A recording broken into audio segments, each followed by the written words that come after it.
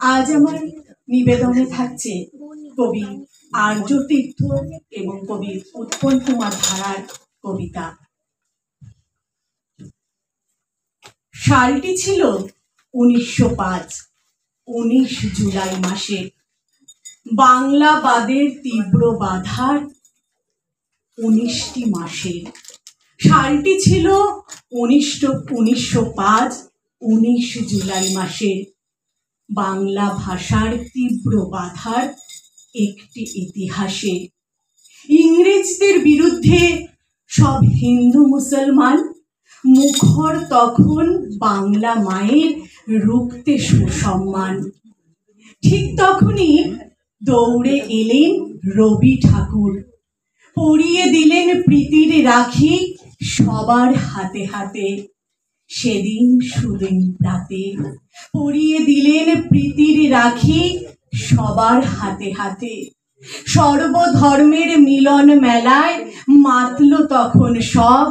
সেই মেলাটির নামটি দিলাম বন্ধন উৎসব।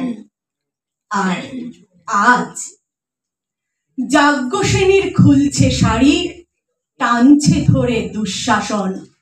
যাজ্ঞসেনীর খুলছে শাড়ি, টানছে ধরে দুঃশাসন।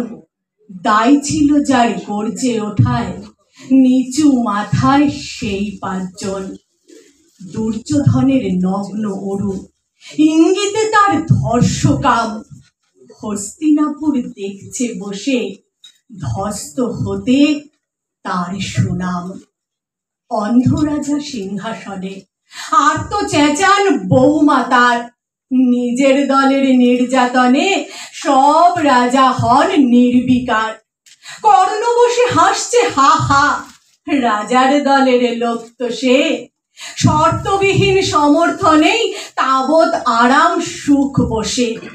ভীষ্ম দ্রোণ কৃপ নীরব, সরকারি লোক হাজার হোক। রাজার কথাই তোমার কথা, তুমি যখন রাজার লোক। খল শকুনি দেখছে সবই, বস্তুত সে ধ্বংস চায়। ঘরের মাটি লাল হয়ে যাক দেশ বিভাগের যন্ত্রণায়। সুশীল সভায় ঘটছে যখন রাজ অপরাধ জঘন্য, ঠিক তখনই সেই বিরোধে চেঁচিয়ে ওঠেন বিকর্ণ। বিকর্ণ নন কেউ কেটা লোক, 100 ভাইয়ের 1 জোড়া। এর আগে কেউ তেমন করে তার কথাটাই জানতো না। যতগৃহে কারেননি রাগ, অন্তত তার নেই লেখা। ভীমকে যখন বিষ খাওয়ালো, তখনও তার নেই দেখা। কিন্তু যখন প্রকাশ্যতে কাটছে নারীর আব্রু কেউ, স্তব্ধ জিভের চুপ সাগরে বিকর্ণ হন একলা ঢেউ। চেঁচিয়ে ওঠেন রাজার সভায় যুবরাজের বিরুদ্ধে। মহাবলী পাণ্ডবেরও তখন গলায় সে সুর নেই। রাজা যখন নীরবে সায় দিয়ে যান ধর্ষণে, সমস্ত যুগ ঠিক তখনই বিকর্ণদের স্বর-শোনে। আমরা যারা কিচ্ছুটি নেই, একটি মাত্র ভোট কেবল। অত্যাচারের সামনে এলে সঙ্গী শুধু চোখের জল। পোষ্যভাবে যাবনাচি বই, অন্ধ এবং নিকর্ণ। প্রার্থনা থাক আমরা যেন একবার হই বিকর্ণ। মরার আগে হতেই হবে রাজার সভায় বিকর্ণ।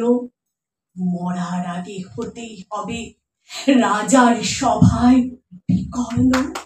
প্রার্থনা থাক আমরা যেন একবার হই বিকর্ণ।